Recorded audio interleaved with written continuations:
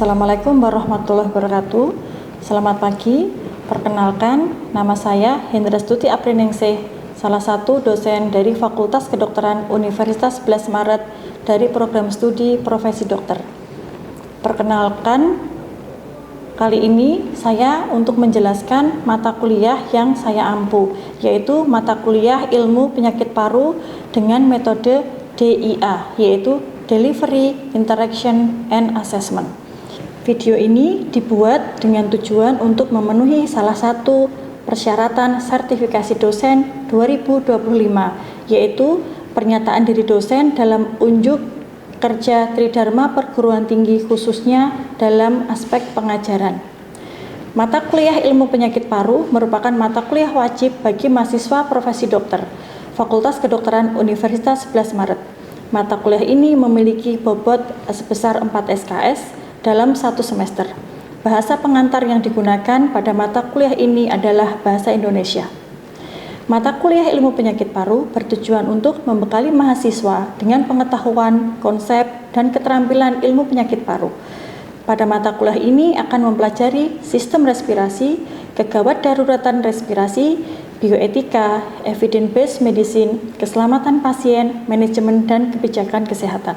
Adapun capaian pembelajaran mata kuliah atau CPMK pada mata kuliah Ilmu Penyakit Paru dibagi menjadi dua, yaitu mahasiswa mampu menerapkan ilmu kedokteran klinis dan ilmu kesehatan masyarakat, serta upaya promosi, prevensi, kurasi, dan rehabilitasi terkait dengan pengelolaan penyakit sistem respirasi dengan mengutamakan prinsip keselamatan pasien, menggunakan teknologi informasi, dan memanfaatkan untuk pelayanan kesehatan, menerapkan kolaborasi kesehatan sesuai dengan etika profesi yang ada.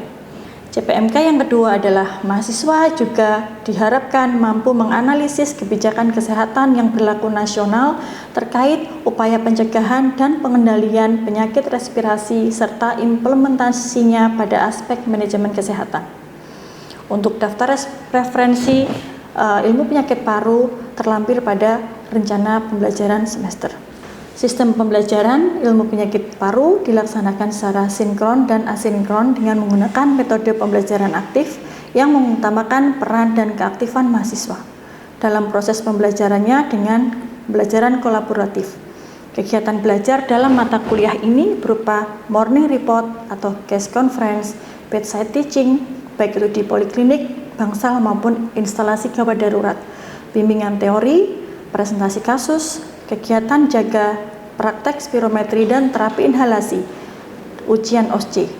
Metode pembelajaran yang digunakan sesuai dengan materi yang akan dibahas. Bobot mata kuliah atau SKS dibagi menjadi beberapa. Yang pertama adalah bobot tatap muka, berupa morning report, bedside teaching, bimbingan teori, yang totalnya adalah 3,75 SKS. Sedangkan bobot praktikum dibagi menjadi beberapa, yaitu praktikum penanganan pasien rawat inap dan bangsal, praktikum spirometri, dan praktikum terapi inhalasi, diskusi besar dan ujian OSCE sebesar 0,24 SKS. Pada kali ini, saya akan memberikan pelajaran micro teaching dilanjutkan dengan praktek dengan materi uji fungsi paru spirometri. Spirometri merupakan suatu pemeriksaan fungsi paru yang harus dikuasai oleh mahasiswa profesi dokter dengan kompetensi 4 sesuai dengan standar kompetensi dokter Indonesia. Pada pembelajaran ini diharapkan mahasiswa mampu menerapkan prinsip pelayanan kesehatan berpusat pada pasien tanpa memandang stigma atau diskriminasi penyakit tertentu. Waktu praktikum spirometri bagi mahasiswa profesi dokter adalah 2 kali 100 menit. Kemudian dengan basis penilaian adalah case method, dan untuk bobot SKS praktek spirometri adalah 0,04 SKS. Adapun instrumen penilaian berupa rubrik penilaian spirometri. Kemudian untuk evaluasi atau ujian spirometri pada mahasiswa bisa kita lakukan dengan metode DOPS.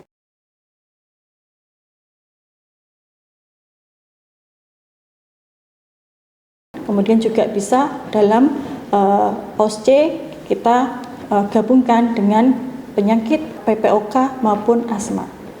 Berikutnya akan kami tampilkan cuplikan dari proses pembelajaran yang akan saya laksanakan secara sinkron. Selamat menyaksikan, terima kasih. Wassalamualaikum warahmatullahi wabarakatuh. Assalamualaikum warahmatullahi wabarakatuh. Bapak-bapak dan adik sekalian, ya, saya Dr. Hendra Stuti Aprenisi Spesialis Paru. Kali ini akan memberikan bimbingan teori ya tentang fungsi paru, yaitu interpretasi hasil spirometri. Kemudian nanti juga akan dilanjutkan dengan sedikit praktek ya bagaimana menjalankan spirometri ini. Ya, perlu kita ketahui bahwa spirometri ini pada SKDI ini memiliki untuk dokter umum memiliki kompetensi 4. Jadi adik-adik sekalian, nanti kalau sudah menjadi dokter umum harus bisa ya melakukan spirometri, memberikan contoh kepada pasien, memberikan apa-apa kepada pasien, ya menilai grafiknya, melakukan interpretasi dan memberikan rekomendasi, ya apakah nanti pasien ini ternyata menderita asma atau BPOK, ya kalau memang nanti itu bukan kompetensinya dokter umum, hingga kalian bisa merujuk ke spesialisasi seperti itu. Ya kita akan memulai sebagai pendahuluan. Spirometri ini merupakan uji fungsi paru ya yang paling sering digunakan karena ini relatif aman, mudah, cepat, sederhana dan hasilnya cukup reproducible. Spirometri ini ditujukan untuk mengukur ventilasi dinamik ya dari saluran nafas yang paru. Nah, kita sebagai klinisi ya, sebagai dokter klinis itu tidak semata-mata menganggap bahwa spirometri ini adalah segalanya. Ya, jadi kalau nanti ada hasil spirometri seperti apa harus kita cocokkan dengan klinis. Ya, kalau perlu kita ada bukti selain klinis, misalnya hasil pemeriksaan radiologi, hasil pemeriksaan hal yang lain itu akan kita seperti itu. Nah, kemudian apa saja nanti parameter yang akan kita dapatkan pada saat melakukan spirometri? Yang pertama adalah kapasitas vital. Kapasitas vital ini merupakan volume udara yang dapat diekspirasi maksimal setelah inspirasi maksimal. Kemudian kapasitas vital paksa itu sama ya, cuma nanti pada saat melakukan ekspirasi atau menghembuskan nafas, pasien itu diminta satu upaya yang secepat dan semaksimal mungkin, blast dan force. Jadi seperti meniup lilin 10 atau meniup api besar. Ya, kemudian parameter lain adalah kapasitas vital, volume ekspirasi paksa titik pertama, di mana dia akan keluar bersamaan dengan manuver kapasitas vital. BP1 itu merupakan volume ekspirasi paksa titik pertama, yaitu volume yang diekspirasikan pada titik pertama ketika pasien melakukan manuver FFP. Nah, dari hasil yang tadi kita nanti bisa membagi ya, mendapatkan hasil BP1 per BP. Di mana BP1 per BP ini merupakan suatu rumus untuk mendeteksi obstruksi saluran nafas. Ya, selain itu nanti juga ada harus minta ekspirasi. Selanjutnya, ini juga harus pahami bahwa spirometri itu nanti membutuhkan alat yaitu spirometer.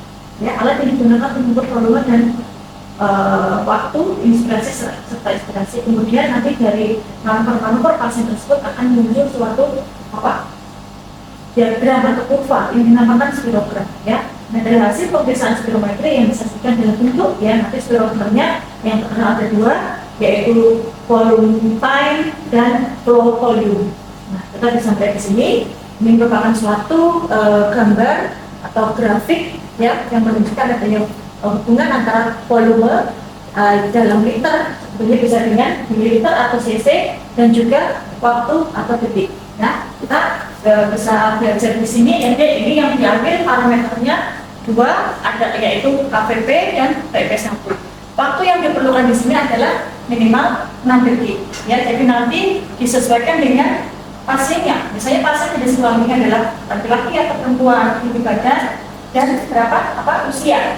Ya, misalnya nanti ini gambar normal. Misalnya adik-adik dokter muda biasanya usianya adalah 24 tahun. Ya, misalnya nanti dari prediksinya KVP-nya adalah 4.500 misalnya. Nah, pada saat adik-adik melakukan manuver KVP, nilainya adalah misalnya 4.000 atau 4.000 cc atau 4 liter.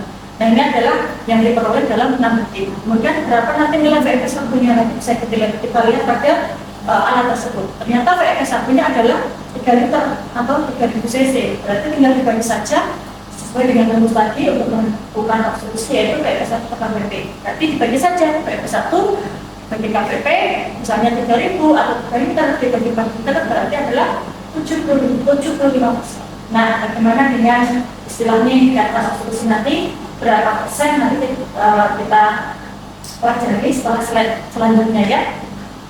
Sudah paham ya Dek? Ada yang mau ditanyakan untuk kurvanya? Nah, selanjutnya ini adalah kurva yang menyatakan adanya aliran ya, flow dan volume ya, flow dan volume. Jadi tetap di sini adalah volume, ini adalah flow. Ya, flow itu merupakan suatu aliran ya. Di sini nanti ada parameter tambah yaitu arus interekspirasi. Ya, kita lihat bahwa yang di bawah ini adalah inspirasi. Jadi pada saat pasien disuruh inspirasi maksimal, kemudian ekspirasi maksimal. Ya, ini parameternya adalah manuver yang force. Nah, pada saat ekspirasi maksimal ini yang normal ya. Ini akan muncul arus interekspirasi di sini. Biasanya dia akan normal ya. Biasanya berapa? Biasanya di atas 80. Kemudian di sini nanti muncul volume di titik yang saya titik gambarnya adalah volume ekspirasi titik pertama. Dimana tadi misalnya nyambung sama soal yang sebelumnya adalah 75%. Nah, ini normal. Nah, bagaimana nanti pada kasus-kasus asma dan PPOK atau kasus-kasus obstruksi, apakah posisi API-nya tetap di sini? Apakah posisi VP1-nya tetap di sini? Nah, kita lihat ya, apakah bentuk kurvanya juga sama seperti itu. Nah, ini adalah gradingnya deh ya, seperti dari obstruksi ya. Ya, tadi kita memakai nilai 75, berarti dikatakan normal adalah seperti ini. Catatan ringan adalah 60-70% dari VP1 ke KPP, sedang adalah 30-59%, berat adalah kurang dari 30% dari nilai prediksi. Paham ya? Dan ini adalah gambar kurva yang dikatakan dia adalah obstruksi. Nah, tadi sudah masih ingat ya yang lama. Yang lama itu kan dia agak tegak, agak tinggi dan seperti ini ya. Dan garisnya lurus begitu. Nah, pada pasien-pasien obstruksi mungkin di sini inspirasinya meskipun tetap menurun tapi tidak terlalu bermasalah ya. Lalu begitu pasien melakukan inspirasi paksa ya, dimana dia belasan force pada detik-detik awal terjadi penutupan penutupan saluran nafas secara ini ya. Akhirnya di sini arus puncak ekspirasinya menurun ya. Jadi problemnya pada ekspirasi, kemudian VP1-nya mungkin di sini ya dia sebelah sini ini juga menurun. Berbeda dengan kurva yang normal tadi. Paham ya? Jadi untuk kurva obstruksi adalah seperti ini. Jadi bentuknya pada saat mau menyelesaikan detik ke-6 dia menjadi landai. Ya, paham? Ada yang mau ditanyakan mengenai bentuk kurva? Tidak ada. Kemudian, nah sekarang kita restriksi. Apa sih arti restriksi? Coba, yang tahu? Arti dari restriksi? Apa? Gangguan dari paru untuk mengembang. Ya. 7 namanya gangguan pengembangan paru. Ya, bisa nggak dikasihkan contoh saya? Penyakitnya apa saja? Efusi pleura, apalagi? Pneumotoraks, apalagi? Efusi pleura, pneumotoraks 7. Ya, kita bahas. Ya. Diagnosis definitif berdasarkan nilai kapasitas paru total. Kapasitas paru total kurang dari 80%. Ya, di sini nanti pada saat menilai kelainan restriksi nanti kita melihat kapasitas kita paksa kurang dari 80%. Ya, seperti kelihatan di sini. Nah, pada gangguan restriksi bisa didapatkan nilai VP1 yang normal atau menurun dan KPP rendah dibandingkan dengan nilai referensi. Ya, disertai dengan nilai VP1 dan KPP yang normal atau meningkat. Ini merupakan suatu defek ventilasi restriksi. Nah, ini adalah tambahan penyakit-penyakit yang menyebabkan gangguan restriksi. Tadi sudah disebabkan efusi pleura, pneumotoraks, pneumonia. Ya, jadi pada saat pasien itu pengen melakukan pernafasan, bahkan terhambat deh karena efusinya. Terhambat, itulah namanya apa? Restriksi. Ya, pneumotoraks juga sama. Dia akan membuat terhambat kan pada saat dia akan melakukan inspirasi atau khususnya ekspirasi. Kita tidak bisa apa istilahnya selesai ya, apa karena dia ada efusi, pneumotoraks, pneumonia ya. Kalau banyak infeksi juga tidak bisa dia mengembang dengan sempurna ya, kembangnya terhambat, fibrosis paru, gagal jantung hemorrhage, interstitial disease ya, bisa juga karena apa? Masalah kepersarafannya ya. Di sini bisa dikatakan kelemahan atau pernapasan, sehingga pada saat pasien itu melakukan ekspirasi juga tidak maksimal ya. Jadi bisa melihat kasus-kasus pasien dengan gangguan saraf, misalnya anak stroke ya, miastenia gravis seperti itu ya. Terjadi deformitas genital akut, skoliosis ya. Orang-orang skoliosis itu ada beberapa kasus, mungkin mayoritas ya, pada usia tertentu dia bisa mengalami penurunan ya, karena memang secara normalnya dia tidak mendapatkan kondisi normalnya ya, untuk tidak terjadi restriksi. Mungkin memang terjadi restriksi kepanjangan sehingga mengalami gangguan paru pada suatu. Nah, ini adalah contoh gambar untuk data ventilasi restriktif. Jadi gambarnya itu persis dengan normalnya, tapi dia lebih kecil ya. Nah, ini adalah normalnya, yang besar, yang kecil ini adalah orang-orang dengan gangguan restriksi ya. Nah, ini adalah derajatnya, yaitu adalah KBP dibagi KBP terprediksi, di mana normal itu adalah 80 sampai 120%, dengan itu di bawah 80 ya, di atas 60 atau 60 sampai 79%, sedang itu 30 sampai 59%, berat adalah kurang dari 30% berarti. Nah, ini kalau campuran, ini ada restriksi, ada obstruksi, tetap ya ada gambaran seperti tadi ya Dek ya, istilahnya pada saat ekspirasi itu terjadi apa, kurva yang landai karena terjadi penurunan API dan PFS seperti ini. Nah, ini adalah rangkuman ya, rangkuman bagaimana parameter-parameter yang sudah kita bahas tadi terhadap kelainan obstruksi, restriksi, dan campuran ya. Mungkin yang paling sering kita obstruksi dulu, bahwa pada obstruksi tadi PP1 nya bagaimana? PP1 menurun ya, APP-nya bisa normal atau menurun, tergantung dari kondisi. Menurun terjadi pada apa? Mungkin kasus obstruksi berat seperti emfisema ya, rasio PP1 per PP pasti menurun ya, API-nya juga menurun. Paham ya, itu sudah kita jelaskan, ada kurvanya juga. Nah, pada restriksi PP1 masih mungkin normal, mungkin sebagian besar kasus normal, menurun mungkin juga kasus tertentu, dengan obstruksi berat misalnya. KVP-nya kalau restriksi KVP-nya pasti menurun ya, nanti kurang dari 80%. Rasio PP1 per KVP seringnya normal ya, meningkat itu mungkin kasus-kasus yang jarang ya. Mungkin kalau dia KVP-nya sangat rendah, KVP sangat rendah, PP1-nya biasa, otomatis akan menghasilkan nilai PP1 per KVP rasionya meningkat. Ya, ini tidak bisa terjadi pada obstruksi dengan prism restriksi ya. Sini APE bisa normal atau menurun. Nah, untuk campuran ini sifatnya adalah kemungkinannya menurun ya. Nah, demikian bimbingan dari saya tentang spirometri, bagaimana interpretasi restriksi, obstruksi, campuran maupun normal. Kita lanjut untuk praktek spirometri.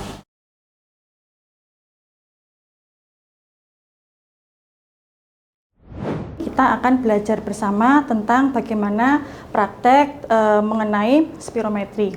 Adik-adik sudah paham ya bahwa spirometri ini adalah alat uji fungsi paru, dan bagi dokter umum kompetensi berdasarkan SKDI adalah 4. Jadi adik-adik sekalian harus bisa melakukan spirometri, menginterpretasi hasil, dan memberikan rekomendasi kepada pasien terkait hasil tersebut.